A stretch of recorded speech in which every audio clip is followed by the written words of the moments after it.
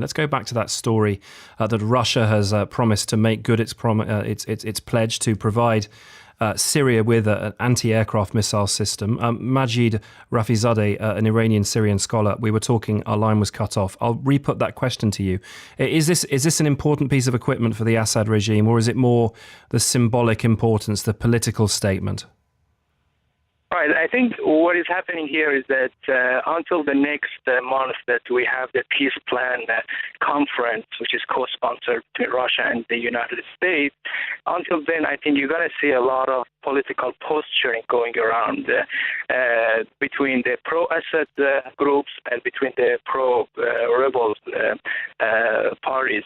On the one hand, Russia, Iran, and Hezbollah will try to increase their leverage, their bargaining leverage onto the conference. So when they come to the negotiating table, when Assad comes to the negotiating table, he would be actually in a superior position and he wouldn't have to compromise a lot. So you noticed, like a few days ago, Hezbollah came out and publicly said that it will support Assad regime.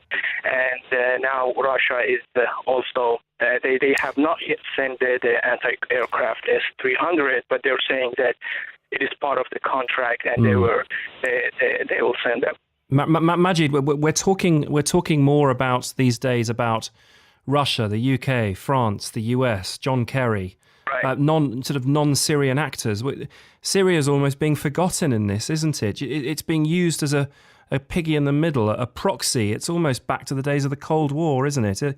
Why? I mean, do you think there is a danger that the original sin is forgotten?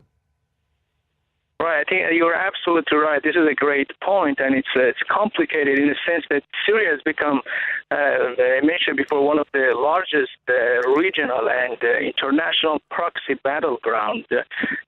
But we can say in the last 3 decades, since the Vietnam War and since the Mujahideen in Afghanistan, we have three concentric circle of tensions, which at the same time are operating. Domestically, we have different groups inside the country, the Islamists, now Nusratul Jubhatul Nusrat and Liwa al-Islam, and other groups, some of them peaceful, some of them want democratic system, fighting with Assad.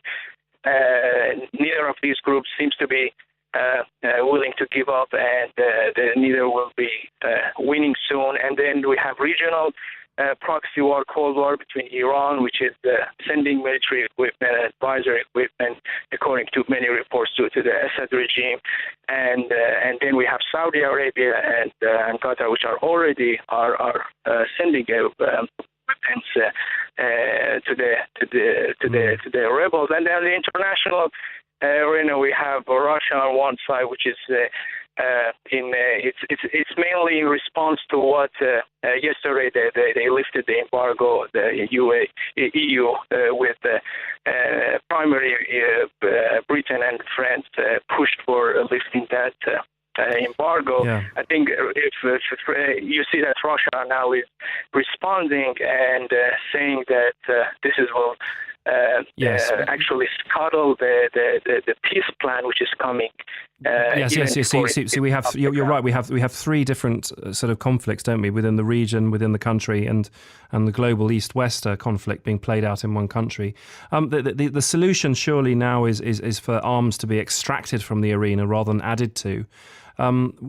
Is there a process aiming for that, and how credible do you think it is? I mean, it's John Kerry and Sergei Lavrov, isn't it? It's that dialogue that has to deliver. Do you think it can deliver? Well, I think if we have asked that question, probably, let's say if we have tried to do that 1.5 years ago, probably that was possible. Now there is so much bloodshed, I think, there is so much antagonism inside the country. There are so many groups now affiliated with different countries, receiving arms, receiving funds.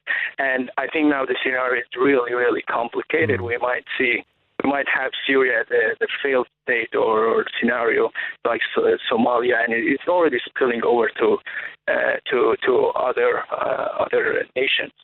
Okay, Majid Rafizadeh, thank you very much. Another gloomy prognosis, a warning perhaps of Syria becoming a failed state right on the doorstep of Europe.